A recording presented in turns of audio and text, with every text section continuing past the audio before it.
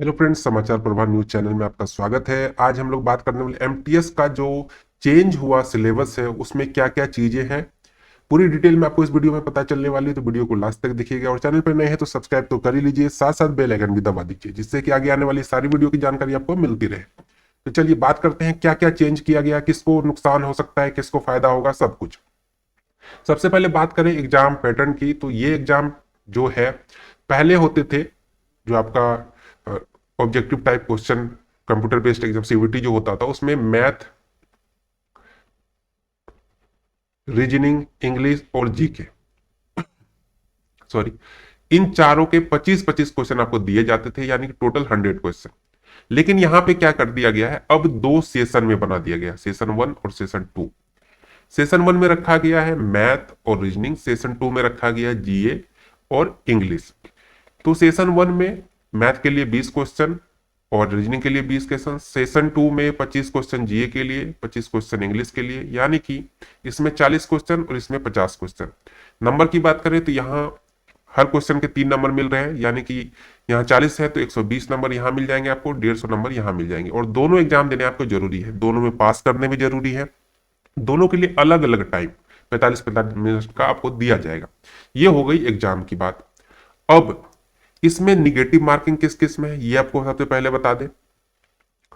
चलिए थोड़ा सा नीचे चलते हैं और एक चीज आपको बता दें, इसके सिलेबस में थोड़े से मैथ का सिलेबस को हार्ड बनाया गया है, क्योंकि यहाँ पे एडवांस का पोर्शन भी थोड़ा ऐड कर दिया गया है जो कि पहले ज्यादा नहीं था। चलिए ये तो हो गई नॉर्मल सी बात। अब जो मेन मुद्दा है जहां पे सबका टेंशन बढ़ गया है जिस चीज को देख के, वो है कि selection process, mode of selection. अब क्या कह रहा है कि दोनों एग्जाम आपको देने हैं और आपका जो सेशन 2 है इसका पेपर तभी चेक होगा जब आप सेशन 1 में पास करेंगे। ठीक है, सबसे पहले ये चेक होगा, इसके बाद ये।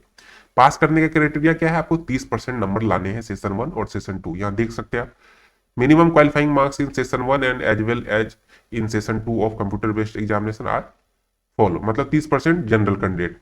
30% की बात करें 120 का तो 36 नंबर, और अगर आप 150 नंबर में 30% की बात करें तो 45 नंबर।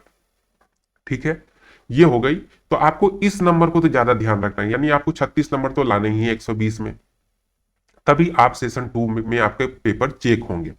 अब ये भी बात यहाँ पे ठीक है, कोई दिक्कत नहीं है, लेकिन अब चलते हैं मेन बात पे।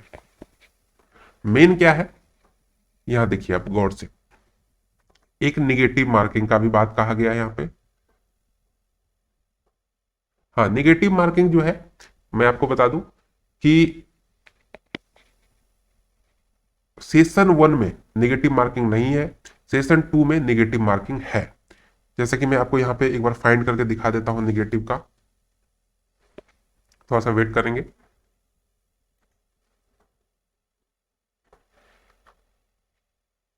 ये देखिए, निगेटिव में क्या कहा गया है, there will be no negative marking session 1, in session 2 there will be negative marking of 1 marks for each wrong answer.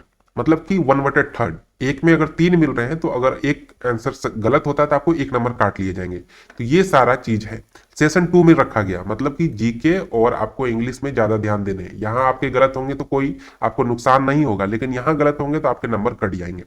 ठीक है, अब चलिए नीचे चलते हैं, जो हमारा मेन जहां पे हम लोग देख रहे थे वहां चलते हैं। अब देखिए यहाँ पे ये सारी चीजें हो गई, लेकिन अब जो मेन चीज आती है वो आती है कि आपका मेरिट कैसे बनेगा, जिसके लिए इन्होंने एक बहुत ही शानदार सा लाइन यहाँ पे दे रखा है, जिसको आप पढ़ेंगे तो आपको भी टेंशन हो ही जाएगा। वो लाइन दिया हुआ है कि for the post of MTS based on performance in session 2 of CBE candidate will be consider for final merit list. यानी कि सेशन 2 में जो आपका परफॉर्मेंस होगा, यानी इंग्लिश और जीके आपको इतना तगड़ा करना पड़ेगा कि आप मेरिट में आ सके। ये दोनों अगर आपके अच्छे हैं तो आपका जो सेशन 2 है वो अच्छा होगा और उसी से मेरिट बनेगा। तो अब इससे क्या हो गया कि एक तो यहां पे इन दोनों में निगेटिव मार्किंग है, ज्यादा ध्यान देने की जरूरत है। उसके साथ साथ नंबर यहीं से बनेंगे, आपको मैथ और रीजनिंग में तो सिर्फ पास करने हैं, तो इसका मतलब मैथ और रीजनिंग का वैल्यू कम हो गया।